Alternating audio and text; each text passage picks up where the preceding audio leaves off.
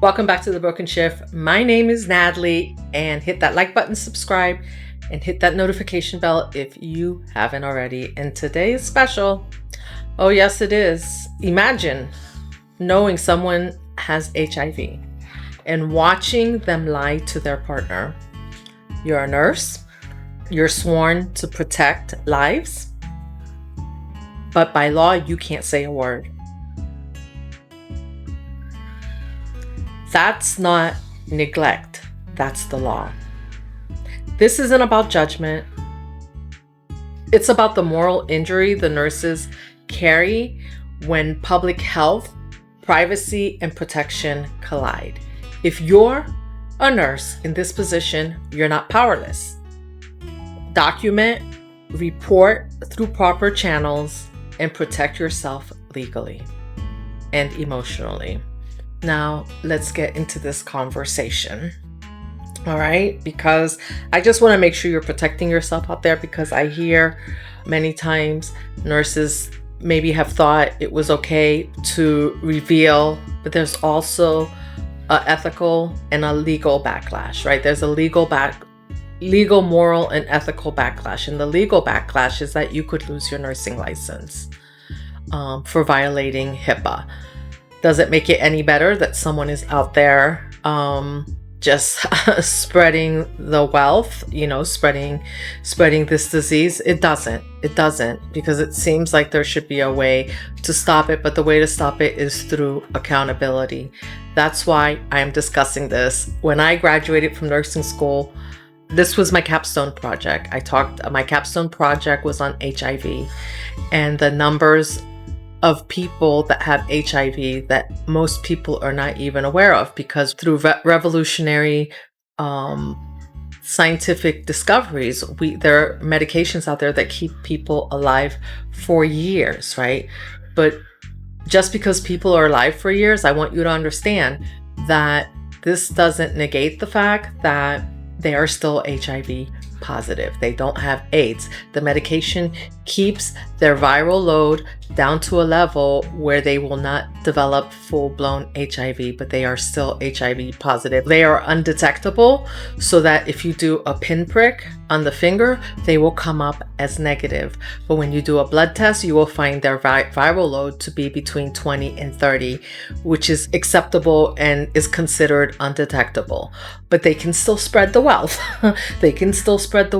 And what I'm seeing online is a little detestable, because being that there are medications available, some people, not everyone who has HIV, some people are choosing not to disclose that they have HIV and just go on living life and spreading the disease, right? And sometimes it's not until others get sick that they start to realize, or maybe they become pregnant, and then the woman becomes pregnant, and then she realizes that, wait a minute, because women have, when you go to the OBGYN, you are automatically tested for HIV. Your doctor will automatically test you.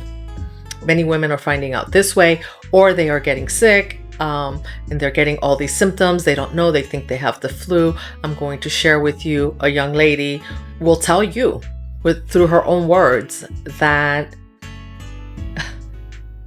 you never know. It's not how people look. Like, this person that she contracted the disease did not look like he had HIV, but he had been HIV positive for about 15 years, and I guess managing it through medication, and she still contracted the disease. She didn't get tested ahead of time before having intercourse with him, but he just chose not to tell her, and then he watched her get sicker and sicker. It wasn't until she actually became pregnant and got tested that she found out.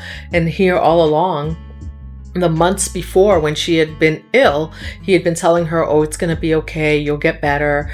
And it's just sad to see that someone would actually do this. And this is someone that she thought it seems like she thought anyway that she was falling in love with. So I'm going to share this clip with you. Drop me a few comments. Let me know what you think. We're going to talk about HIV PrEP also, because I've been hearing about HIV PrEP, I didn't even know about it until recently. HIV PrEP can be a great tool, but it doesn't take over from being tested to make sure that you don't have it or that your partner doesn't have it. And you and your partner should go together and get tested, right? To ensure that you both don't have it. There's 13% of people in the United States, all across in the US alone, there's about 13% of people are walking around that don't know they're infected and haven't gotten tested. Some of them suspect and they don't get tested. They had flu symptoms, whatever. They had some symptoms. They went to the doctor. They got some medication. That's not even the people who are infected who are choosing to spread this disease. Now, with this happening, we have to hold ourselves accountable. You have to hold yourself accountable for your own health, because that person, you're going to see this woman and you're going to think, wow, that's crazy. That's really crazy that this man was probably telling you he loves you and, caring for you and everything else. And then you find out that no, he just chose not to give you the option to decide for yourself to take the PrEP, right? If she wanted to be with him, to take the PrEP to ensure that she didn't contract the disease. I say, in this day and age, I think everybody should be tested before you choose to interact sexually with someone. But that's just my opinion. It's crazy out there. All right, give me a minute. I'm gonna share this video with you. All right, here we go.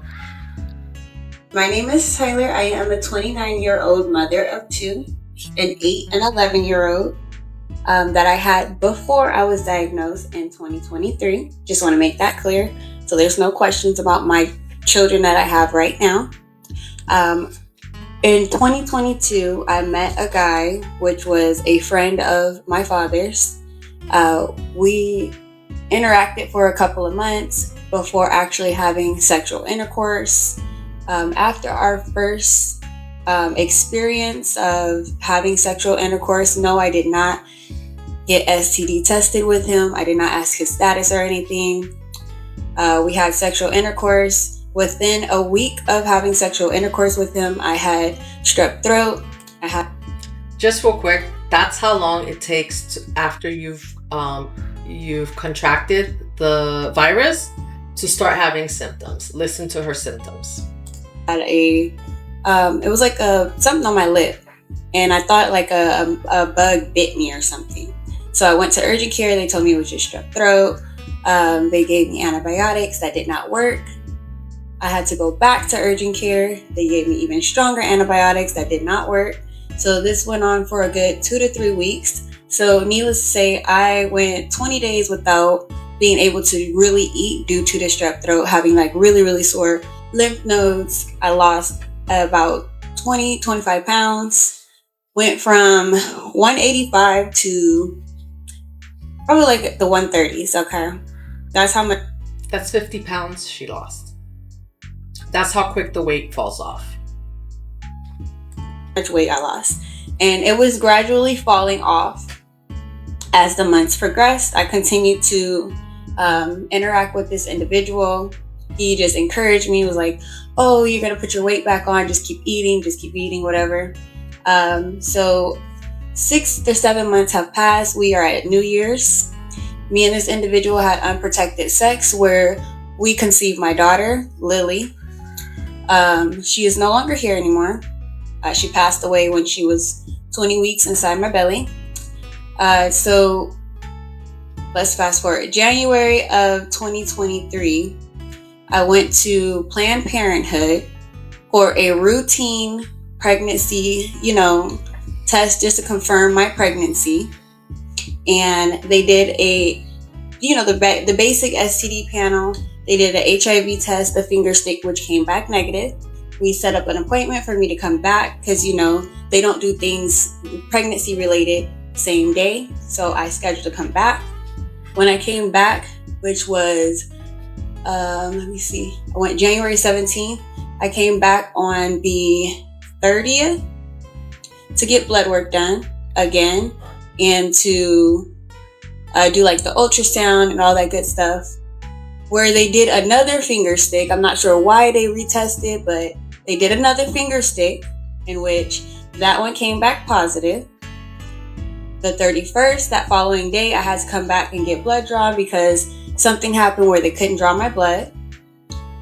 The February 2nd, I went back to Planned Parenthood where they confirmed that I did have HIV.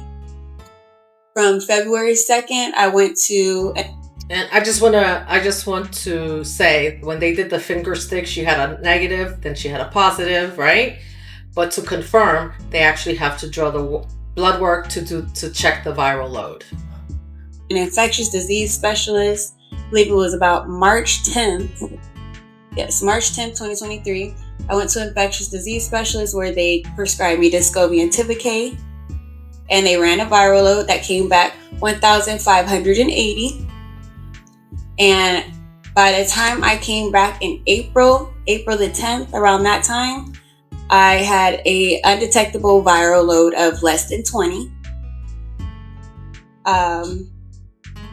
At 20 weeks, again, I told you guys I lost my daughter. So that was in May 2nd, 2023. And yeah, so here's the kicker. The guy who gave it to me had it for 15 years. So that means he knew he had it when he got together with her. He had it since he was younger, and this was confirmed by his mother. He also infected his ex-girlfriend, which if you want to know more about that, I tell it in those different parts. And you have to wonder how many other people he infected. His family, his mother knew that he was infected, and no one said anything. It's crazy. It's crazy. How many other people has he infected that don't know, or that found out later? But yes, he infected me plus another previous partner of his. Needless to say, you got to go get tested. Don't trust people. Don't trust their words. People don't have have your best interest in mind. So it's best for you to have your own back.